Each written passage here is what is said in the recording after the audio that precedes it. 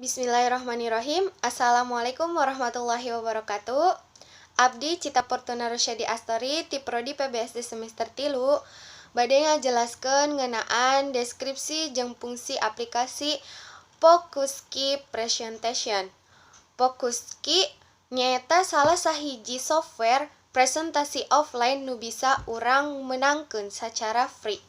Aplikasi ieu dirancang supados pengguna tiasa ngadamel presentasi animasi anu interaktif ngeunaan sababaraha topik. Aplikasi ieu oge ngadukung metode drag and drop pikeun ngamudahkeun padamelan presentasi. Focusky nyadiakeun kanvas teu kabatas pikeun diedit jeung disesuaikeun. Sahingga teu perlu khawatir mung gambar anu urang ageungan bakal pecah atawa burem. Focusky ieu mirip jeung PPT, mung tampilan Focusky ieu leuwih menarik.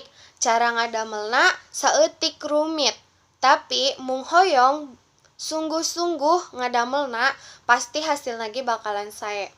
Fungsi aplikasi Focusky Presentation. Nu kahiji nyaeta nyadiakeun template anu loba jeung menarik. Nu kadua mampu ngabangkitkeun kahoyong jeung minat anyar, ningkatkeun motivasi jeung rangsangan kagiatan belajar. Katilu, Focusky mangrupikeun salah sahiji software presentasi anu panggunana cukup gampang jeung hasilna nu sae.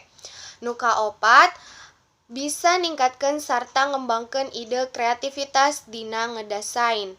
Mung sakitu penjelasan ngeunaan deskripsi jeung fungsi aplikasi Focusky ti Abdi. Kirang langkungna Abdi nyuhunkeun dihapunten. Wabillahi taufiq wal hidayah. Wassalamualaikum warahmatullahi wabarakatuh.